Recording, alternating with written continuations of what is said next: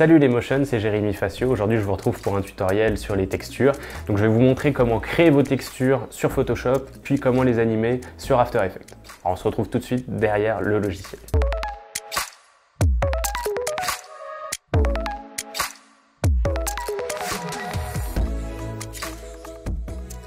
Voilà, je vous montre tout de suite le résultat de ce qu'on va réaliser aujourd'hui. Donc, je vais vous montrer comment créer ces différents types de textures. Donc, on peut voir ici qu'il y a vraiment différentes variantes de textures faites avec des brushes différentes sur Photoshop. C'est là où ça va être intéressant d'utiliser Photoshop pour vraiment avoir une diversité de brushes qui vont nous permettre après d'avoir une diversité de textures. Donc, vous allez pouvoir vous amuser avec ça. Donc, je vous invite tout de suite, si vous ne l'avez pas encore fait, de liker et de vous abonner à la chaîne, activer la petite cloche. Ça m'aide vraiment beaucoup pour pouvoir développer la chaîne. Donc, je vous recommande de le faire dès maintenant. Et puis, on va tout de suite aller sur Photoshop. Donc voilà, là, on est sur Photoshop. Donc, on va créer notre document. Donc, dès maintenant, c'est important de savoir quelle taille vous voulez que votre texture ait.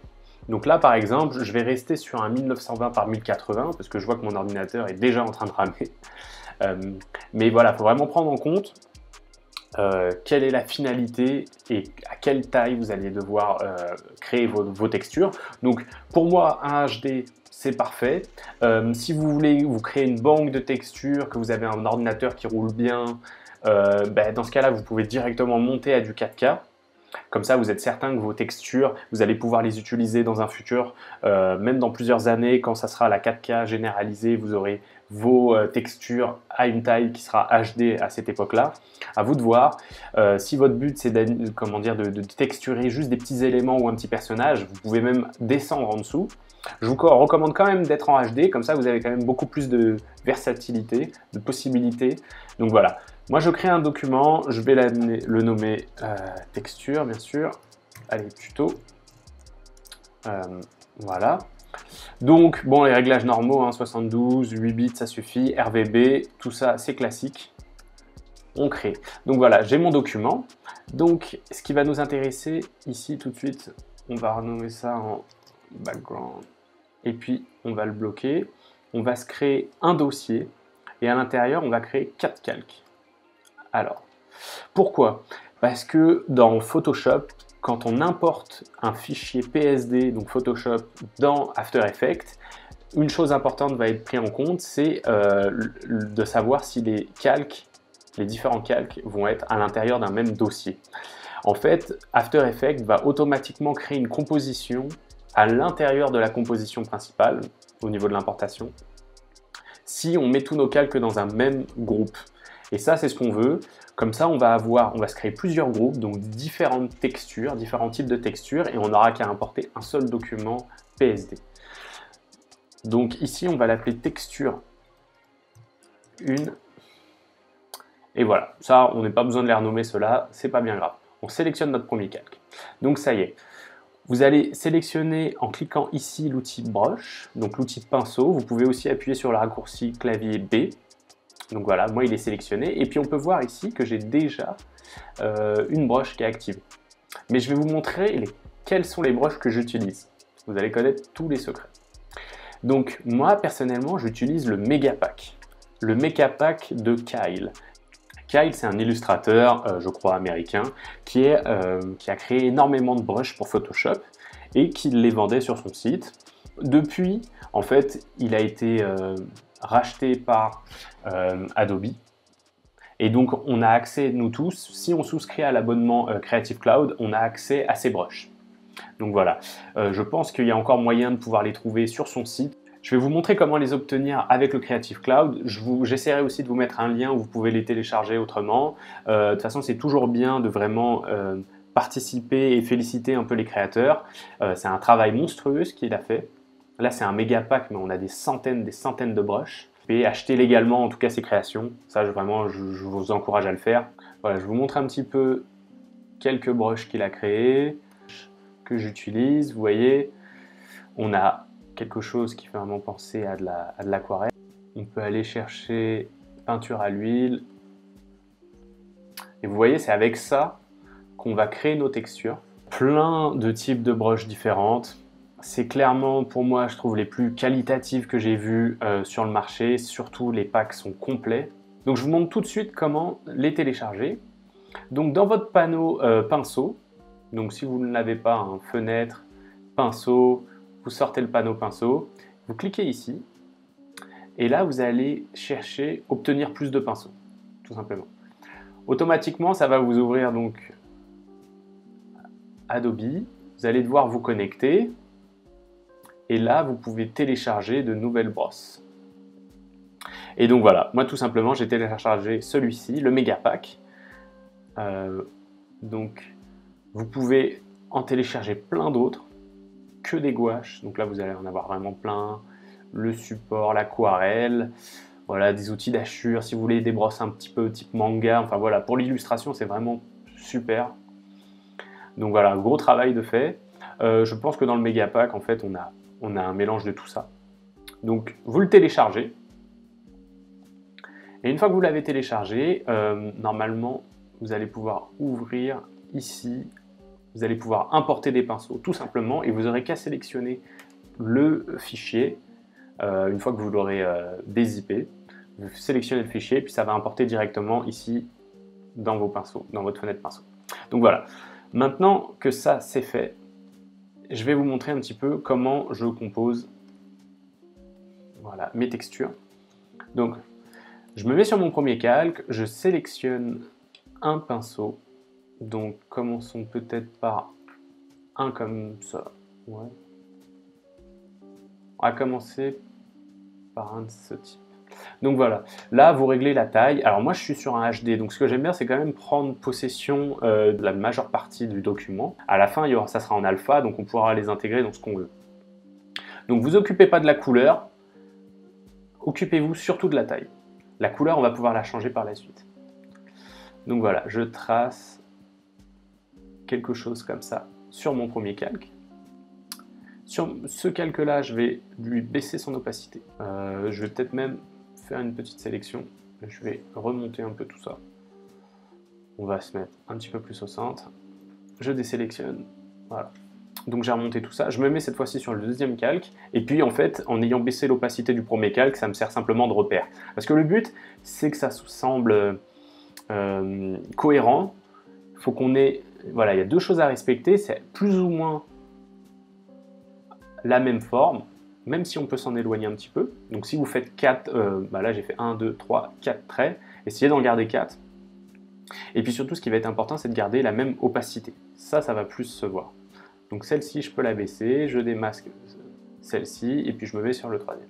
Puis vous avez compris, on fait la même chose. Voilà. On désélectionne. Hop. On laisse sélectionner, et puis voilà, on fait une quatrième version. Pourquoi 4 versions? Par habitude, c'est ce que je fais. Ça suffit pour moi amplement. On va les mettre en boucle, on va les mettre à la suite sur After Effects, on va en créer une loupe. Et finalement, vous pouvez en faire 6 si vous voulez, mais c'est juste un peu plus de travail. Si vous en faites plus que 4 ou 6, réellement, on ne va pas voir la différence. Donc, économie de moyens oblige, vaut mieux avoir plein de textures différentes plutôt qu'avoir plein de calques pour une même texture. Donc là, très cool, on vient de faire notre premier calque. Donc on recommence le procédé, tout simplement, et avec différentes brushes. Donc, texture 2, voilà, idem, on crée 4 calques, on se met sur le premier, et cette fois-ci, on va changer de brush. Et on va aller chercher une brush complètement différente. Voilà, ça c'est pas mal. Franchement, amusez-vous. Regardez un petit peu les brushes qui vous intéressent. Donc là, on le fait à l'œil. Moi, je suis en train de me créer une banque de textures, justement. Donc c'est la bonne occasion. Et j'ai envie d'utiliser une texture de ce type. Je la trouve plutôt sympa. Donc, j'ai tendance à les mettre un peu bas. Donc je remonte tout ça. Voilà, je désélectionne et puis on recommence sur la deuxième, même principe, on baisse un peu l'opacité pour y voir plus clair et on le fait sur 4 calques. Donc je vais accélérer cette partie, je pense que vous avez compris.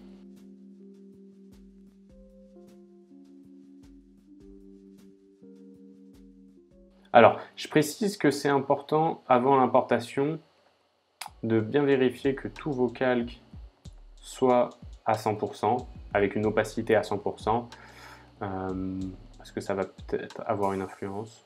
Donc voilà. Vous laissez apparaître un calque, vous masquez, vous mettez celui-ci de la même manière. On va aller vérifier qu'ils sont tous bien à 100%. Voilà. On va en faire une autre, mais là, je vais vraiment chercher de l'aquarelle. Là, pour l'aquarelle, j'ai donc choisi un fond coloré pour y voir plus clair. Je me mets sur mon premier calque. Bien sûr, il faut changer la couleur. Et on y va.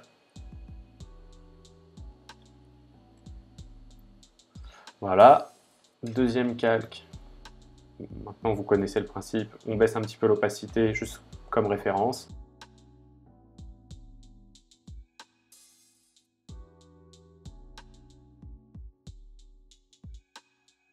Alors voilà, je vais faire une quatrième texture. Et là, j'ai trouvé une broche que j'aime bien, mais cette fois-ci, je vais changer un peu le sens. Plutôt qu'être à l'horizontale, je vais essayer d'être un petit peu plus en diagonale. Ça, c'est un effet qui marche très bien. Donc voilà, j'accélère un peu la manie.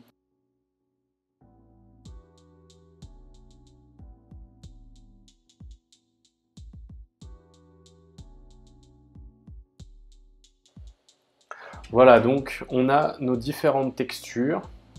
Je vais m'arrêter là, mais je pense que vous avez compris le principe. Cette première texture, c'était quoi? C'était un gros boudin, mais bon, on l'a quand même. Donc voilà, on a nos différentes textures et maintenant, on va pouvoir les importer sur After Effects. Donc voilà, là on est sur After Effects. Ce que je vais faire, c'est que je vais importer mon fichier Photoshop. Donc je vais dans Fichier importer ou raccourci POM-I. Et là, je vais aller choisir mon fichier Photoshop texture tuto. C'est celui-ci. Et donc là, ce qui va être important, c'est au moment de l'importation, de bien choisir composition, conserver la taille des calques. On clique sur OK et il nous a créé une composition, une texture tuto. Et à l'intérieur de cette composition, si on l'ouvre, fermez ça pour y voir plus clair, à l'intérieur de cette composition, on peut retrouver d'autres compositions qui correspondent au dossier qu'on a créé au préalable. Donc ça, c'est ce dont je voulais vous parler, c'est très pratique. Là, on voit que la composition est beaucoup trop longue. Je vais la laisser à 25 images secondes. Je vais réduire ça à peut-être 1 seconde. Et donc, on va commencer à animer nos textures. Donc, on va prendre par exemple celle-ci, texture 4, on va commencer par la dernière. On clique dedans, donc on est à l'intérieur de la composition. Et là, on a nos calques. Donc, on va tous les mettre visibles ici. Et là, on se rend compte que la composition, encore une fois, elle fait 10 secondes, elle est beaucoup trop longue. Donc, on zoome. Et là, moi, je vais vous montrer, j'aime bien que chaque calque dure 6 frames, 6 images. Donc, je zoome. Je vais vous remontrer. Vous pouvez zoomer par ici ou en utilisant Alt plus la molette de votre souris. Donc voilà, vous zoomez, vous mettez ici, et puis vous faites commande Maj D pour couper, scinder le calque. Vous supprimez, et donc là vous n'avez des calques qui ne durent simplement que 6 frames. Par expérience, c'est vraiment ce qui marche le mieux. En tout cas pour moi, c'est ce que je fais. 6 frames, c'est parfait. Voilà, une fois qu'on les a coupés, on sélectionne tous nos calques. On va dans Animation, Assistant d'image clé, calque de séquence. Et là, on met sur OK et magie, il nous a disposé nos calques les uns après les autres en fonction de leur durée. Ici, on va chercher, on appuie sur N. N, en fait, c'est la fin de la braquette. Ça nous permet de tester comme ça notre loop. Donc, si je dézoome et que je mets play, et ben voilà, on a notre animation de texture faite avec Photoshop et After Effects. Donc voilà, donc là on a notre loop. Alors maintenant qu'on a notre loop, on peut réduire la comp à la zone de travail. Donc là ça nous permet d'avoir finalement notre composition texture 4 qui va durer quelque chose comme 24 frames. Donc là on a notre animation, par contre elle ne dure qu'une seconde. Donc là, il y a 3 techniques qui s'offrent à nous. C'est soit j'importe, par exemple, on va agrandir un petit peu celle-ci, finalement je vais la mettre sur 10 secondes. Voilà. Donc là, il y a plusieurs techniques qui s'offrent à nous. On peut, à l'intérieur de notre calque, faire, ici, je me mets pendant 10 secondes, et puis on peut par exemple, vous me voyez venir dupliquer, continuer de sélectionner, redupliquer jusqu'à la fin, jusqu'à atteindre les 10 secondes. Mais d'un, c'est laborieux, et de deux, ben, ça va devenir un peu lourd. Pour peu que vous ayez fait votre texture en 4K, vous multipliez quand même vos calques. Donc ça, moi je recommande pas trop. Vous pouvez le faire, mais je recommande pas cette technique. Je reviens en arrière et je me remets dans ma temporalité ici. Deuxième technique, ça va être... Oups, mise à jour. Voilà. Deuxième technique, ça va être d'utiliser le remappage temporel. Donc vous cliquez, faites un clic droit sur votre composition, vous allez dans Instant, activer le remappage temporel. Et le remappage temporel, là vous allez pouvoir lui appliquer un loop out. Alors, si c'est pas clair pour vous le remappage temporel, j'ai fait un tutoriel spécifiquement sur comment créer des loops dans After Effects, avec je crois 4 ou 5 techniques pour créer des loops sur After Effects, et je parle précisément de celle-ci. Donc je vous recommande vraiment, je vais vous le mettre en fiche, d'aller voir ce tutoriel. Là, je vais un peu plus vite dessus parce que je ne peux pas passer trop de temps là-dessus. Donc je sélectionne mes clés. Je fais Alt, et puis là, ici, je vais appliquer une expression loop out. Je valide. Donc voilà, comme toujours, quand on fait une expression loop out, il y a une petite frame qui se crée à la fin de la loop. Donc là, ici, une technique, c'est de créer une nouvelle frame, juste avant, une frame plus tôt, de supprimer celle-ci, et là, on n'a plus notre frame noire. Donc là, à partir de là, si je lance sur Play, donc bien sûr, je n'ai pas le fond, voilà, je l'étends un peu, mais là, on a notre texture qui va pouvoir se répéter indéfiniment le temps de notre durée. Donc ça, c'est une deuxième technique, je la recommande déjà davantage, elle est très bien. Elle peut suffire dans pas mal de cas, mais je vais vous proposer une alternative. La troisième technique, c'est de faire un rendu en fait de ces 4 images. Donc je vais dans Exporter, j'ajoute au fil de rendu. Ici, je mets non destructif. Par contre, ça va être important que vous choisissiez RVB plus alpha vu qu'on veut de la transparence. On garde le maximum de qualité en restant au format animation. Donc c'est un format qui ne détériore pas durant l'exportation. Par contre, on se met en RVB plus alpha. On lance le rendu, on choisit où on veut que ça arrive. Moi, je veux que ça tombe là-dessus. Bam. Je veux remplacer celui-ci. Voilà. J'exporte. Vous voyez, vu que c'est 4 images, ça prend vraiment 2 secondes. Donc voilà. On vient d'exporter la texture. Maintenant, on va aller l'importer. Donc toujours pomme i. On va sélectionner notre texture. Donc voilà, elle est intégrée. Si je la copie-colle, ben on voit qu'elle est là en transparence. C'est pas ce qu'on veut faire. On va la sélectionner ici dans le panneau projet. On fait un clic droit et on va aller chercher dans interpréter un métrage dans principal. Voilà, ici on voit une fenêtre pop-up qui s'ouvre et avec des options de boucle.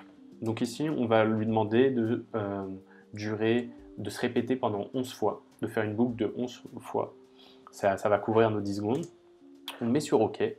Et maintenant, si je me mets sur mon fichier de travail dans lequel je veux texturer mes éléments, je peux importer tout simplement ma texture et on peut voir que la texture se répète pendant 11 fois. Pourquoi je privilégie cette technique? La première raison, c'est que la texture est déjà rendue. Donc en fait, elle est beaucoup plus légère.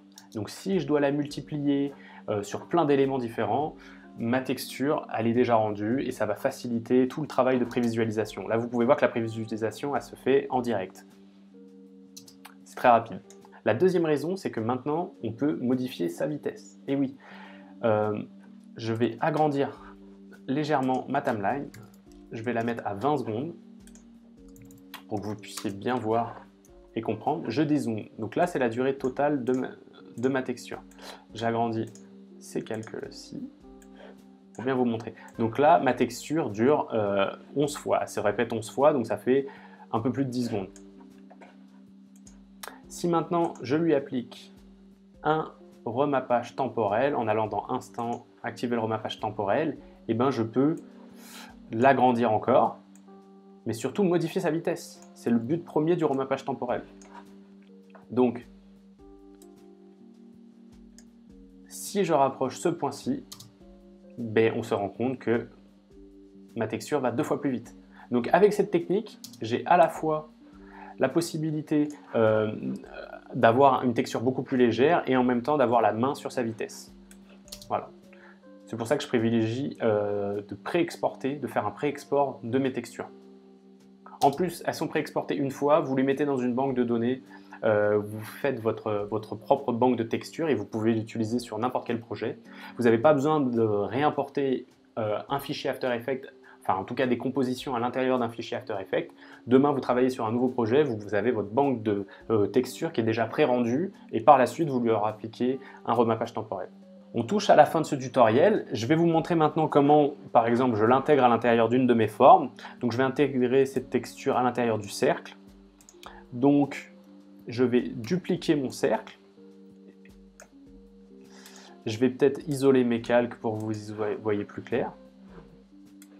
Alors, le cercle, il a un petit wiggle que je vais supprimer pour le moment. Voilà. Une petite expression wiggle ici aussi. Donc, je supprime le wiggle. Voilà. Donc, j'ai ma texture. Et ma texture, en fait, je vais simplement lui appliquer un cache. Donc, si vous n'avez pas cette colonne précisément ici, il faut que vous cliquiez sur cette partie de votre... Comment dire, il faut que vous agrandissiez le panneau en cliquant sur cette petite icône. Ça va vous donner accès à la colonne de cache. Donc, ce que va faire cette colonne, c'est que je vais pouvoir choisir alpha cercle. Donc, en fait, ma texture ne sera visible qu'à l'intérieur du calque supérieur. C'est pour ça que je veux que ça soit le cercle au-dessus. Donc, ça va masquer par contre ce cercle. C'est pour ça que je le duplique en dessous pour qu'il puisse être visible. Si vous souhaitez simplement voir la texture comme j'ai fait dans mon exemple, c'est comme ça que j'obtiens cet effet ici. Voilà, donc là ma texture elle est à l'intérieur de mon cercle. Et si maintenant je veux changer la couleur de ma texture, je peux très bien aller chercher l'effet remplir, l'appliquer à ma texture et aller sélectionner une autre couleur, par exemple celle du fond, pour donner une impression qu'on perce la forme. Enfin voilà, vous pouvez jouer avec ça. Donc voilà, c'est de cette manière que je crée et que j'anime mes textures grâce à Photoshop et After Effects. Vous pouvez faire strictement la même chose, remplacer l'étape Photoshop par Illustrator. Si vous êtes plus à l'aise et que vous voulez créer des textures grâce à Illustrator, le principe est le même. Vous faites 4 variations de votre texture, puis vous l'importez en composition sur After Effects. Vous faites une loupe, vous l'exportez et après vous avez la main pour pouvoir adapter la vitesse ou les couleurs sur After Effects. Voilà. Donc je vous remercie beaucoup d'avoir regardé ce tutoriel. Surtout, si vous avez aimé, dites-le moi, commentez, partagez. Et avant de se quitter, je vous invite à aller télécharger en description mon guide de survie du débutant sur After Effects. Donc il y a plus d'une trentaine de pages où j'explique point par point des notions clés comme les différents keyframes, les différentes clés d'animation, les différents calques sur After Effects, les plus importants, Je vous explique, voilà, je vous donne accès à tous les raccourcis indispensables, selon moi, à maîtriser au début sur After Effects. Je vous invite aussi, voilà, des conseils sur comment accélérer vos rendus sur After Effects. Voilà, il y a plein de choses. Aussi, vous avez la traduction de tous les effets français et anglais. Comme ça, si vous regardez des tutoriels en anglais, bah, vous avez toujours l'équivalence en français. Voilà.